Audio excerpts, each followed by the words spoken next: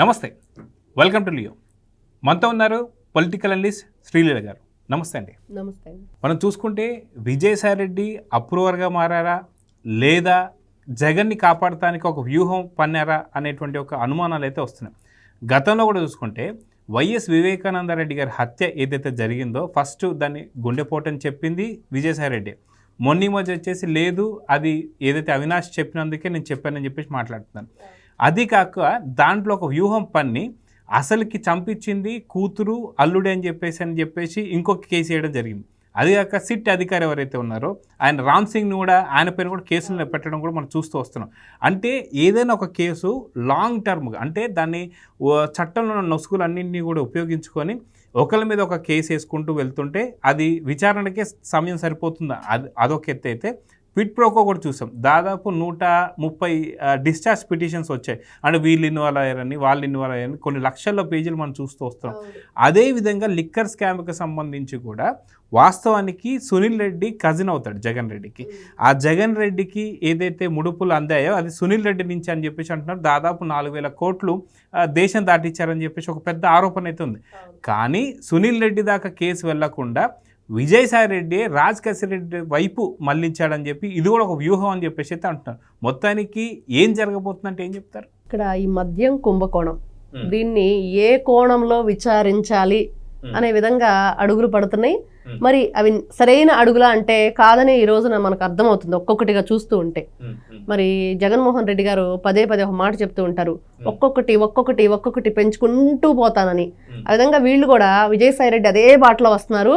ఒక్కొక్కటి అనుకుంటూ పెంచుకుంటూ ఇంకా ఎంతైనా పొడిగిద్దాం ఈ కేసుని అనే విధంగా వీళ్ళ ఆలోచన ధోరణి, శైలి, వీళ్ళు మాట్లాడే విధానం, వీళ్ళు ఎవరిని తప్పించాలనుకుంటున్నారు, ఎవరిని ఈయన మెప్పు పొందుదాం అనుకుంటున్నాడు, ఎవరిని ఈ రోజున సైడ్ చేసేసి మిగతా వాళ్ళని తెర మీదకు తీసుకొచ్చి కొంతకాలం అంటే ఇప్పుడు చూస్తూ ఉంటున్నాం. జగన్మోహన్ రెడ్డి గారు 16 నెలలు జైల్లో ఉండి 12 సంవత్సరాలుగా ఏ విధంగా బెయిల్ మీద బయట ఉన్న జైలు ఖైదీ.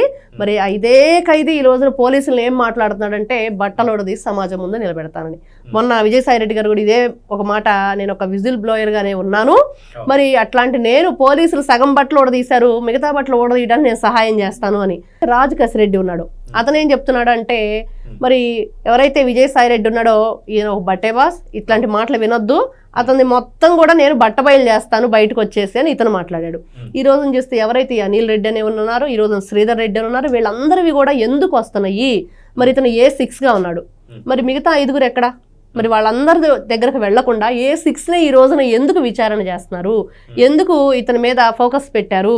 మరి అనిల్ రెడ్డి దగ్గరకే అక్కడ ఏదైతే వీళ్ళు ఆంధ్రాలో డబ్బులన్నీ కూడా కొల్లగొట్టిన ఉన్నవో ఈ డబ్బులన్నీ ఎక్కడికి తీసుకొచ్చారంటే అనిల్ రెడ్డి ఇంటికే వచ్చాయి.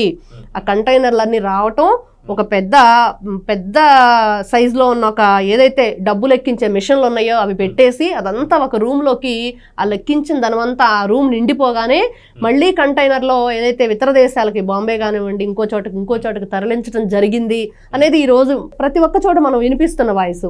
మరి ఇట్లా ఈ విధంగా చూసుకుంటూ ఉంటే మీరన్నట్లుగా ఖచ్చితంగా విజయసాయిరెడ్డి ఎవరిని సేఫ్ చేయబోతున్నాడు, దేన్ని సేవ్ చేయబోతున్నాడు? వీళ్ళు దోచుకున్నదంతా సేవ్ చేసుకోవాలి, అదేవిధంగా దోచుకున్న కర్మకర్త క్రియ వీళ్ళ బిగ్ బాస్ ఎవరున్నారో ఆయన్ని సేవ్ చేసుకోవాలి. ఇట్లాంటివన్నీ చూస్తుంటే ఈ రోజున విజయసాయిరెడ్డి గారు ఒక పెద్ద డ్రామానే ఇక్కడ ప్లే చేస్తున్నారని మనకు కనిపిస్తుంది. అయితే భారతీ సిమెంట్కి సంబంధించినటువంటి బాలాజీ గారికి సంబంధించి విచారణ జరుగుతుంది. దాంట్లో దాదాపు 300 పైచిలకు కాల్స్ ఏదో వెళ్ళాయని చెప్పేసి కూడా తెలుస్తుంది.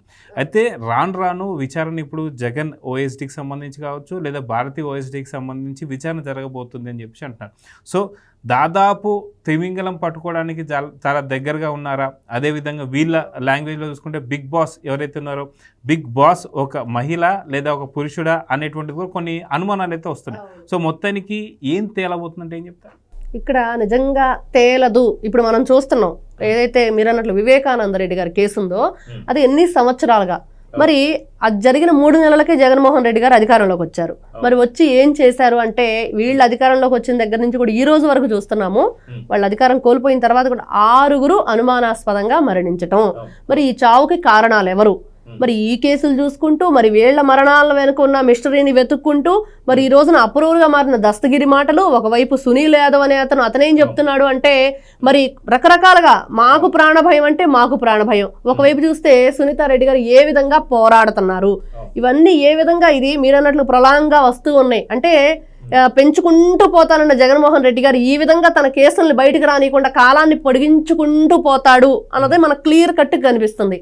అదేవిధంగా ఎవరైతే ఈ విజయసాయి రెడ్డి కానీ, ఎవరైతే రాజకేశ్ రెడ్డి కానీ, లేకపోతే ఇప్పుడు చూస్తున్న శ్రీధర్ రెడ్డి కానివ్వండి, లేకపోతే అనిల్ రెడ్డి కానీ, వీళ్ళందరి పేర్లు వినిపిస్తున్నాయి. కానీ ఆలీబాబా 40 దొంగల సినిమాలలాగా కేవలం ఆ 40 దొంగలే దొరికారు, మరి ఆలీబాబా ఎక్కడున్నాడు అనేది ఈ రోజున ఆలీబాబాని రాకుండా చేయటం కోసం ఈ 40 దొంగల్లో ఉన్న ఒక దొంగ ప్రయత్నిస్తున్నాడు.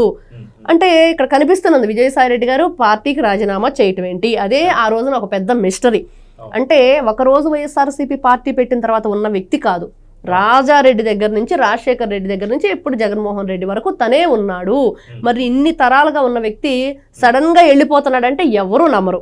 ప్రజలు ఈ రోజున చాలా క్వశ్చన్స్ చేస్తున్నారు ఎన్నో విధాలుగా. ఈ రోజున చూస్తుంటే వాళ్ళ ఆలోచన విధానం ఎలా ఉంది అంటే ప్రజలు చాలా తెలివైన వాళ్ళు. ఈ రోజున ఆయన చెప్తున్నారు రాజకేశ్ రెడ్డి చాలా తెలివైన క్రిమినల్ అని. మీకంటే తెలివైన వాళ్ళు ప్రజలు ఈ రోజున ప్రతి ఒక్కదాన్ని అన్ని యాంగిల్స్ లో కూడా పరిశీలన చేస్తున్నారు. సిఐడి సిబిఐ వాళ్ళకన్నా కూడా వీళ్ళే ఎక్కువ ఎంక్వైరీ చేస్తున్నారు. ఆంధ్ర రాష్ట్ర ప్రజలందరూ ఆ విధంగా ఆలోచించారు కాబట్టి ఈ రోజున 11కు పరిమితం చేసి పక్కన ప్రతిపక్ష హోదా కూడా లేకుండా పక్కన కూర్చోబెట్టారు. అట్లాంటి వీళ్ళు నిజంగా ప్రజలైతే వదిలిపెట్టే ప్రసక్తే లేదు. ఎన్ని రోజులు వీళ్ళు పొడిగించుకుంటూ వెళ్తారు? ఖచ్చితంగా ఏదో ఒక రోజైతే వీళ్ళు దొంగలు ఎవరైతే ఉన్నారో వాళ్ళు తప్పకుండా చిక్కాల్సిందే. కాకపోతే కొంచెం లేట్ అయింది. ఇప్పుడైతే అంత త్వరగా అయితే ఈ మిస్టరీ నిజంగా బిగ్ బాస్ అనే వాళ్ళు ఎవరు, మీరు అన్నట్లుగా అక్కడ లేడీనా జంట ఎవరున్నారనేది ఇంతవరకు ఎవరు కూడా అర్థం కాని విషయం. ఆ అర్థం కాకుండా చేయటానికి, ఆ దొంగల్ని బయటకు రానివ్వకుండా ఉండటానికి, వాళ్ళకి శిక్ష పడకుండా ఉండటానికి ఇలాంటి వాళ్ళంతా కూడా రకరకాల డ్రామాలన్నీ ప్లే చేస్తున్నారు.